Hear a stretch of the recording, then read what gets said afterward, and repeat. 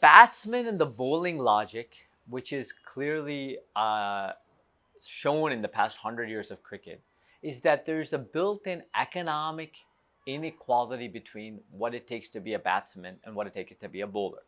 Now, I'll give you many examples. Number one, recently, I think his name is Ngudi, who is an extraordinary South African sensational bowler, basically said, I wanted to come to be a batsman, but I couldn't afford the training, the facilities, the expenses of being a batsman. So I took up bowling and I succeeded very well in bowling.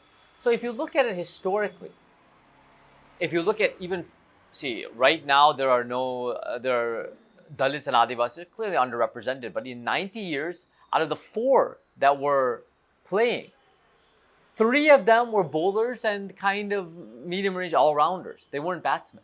Because even the Pulwankar Balu, who was the famous bowler of a Dalit community 100 years ago, was a left-arm spinner when it was a bowling sensation. So what happens is there is a clear-cut class divide between batsmen and bowlers. If you look at Patodi and the Nawab, who is extraordinary, known to be batsmen, and even today, those who can afford to get the facilities, the equipment, the training necessary for batting, have a much more advantage, which then is interconnected to economic and invariably also caste status and influence and connections and club. So, and those who come from poorer communities, have been bowlers. So there is the inequity, the structural inequities come within sports, for example, cricket and other sports, within caste divides because it's overrepresented with upper caste males and Shudras are underrepresented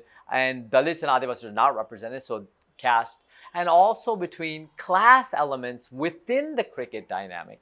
And also you're talking about regional, because 40 to 50% all come from metropolitan areas, which is steadily being decreasing to some level, but majority of people come from the big cities. And so rural talent is neglected in cricket.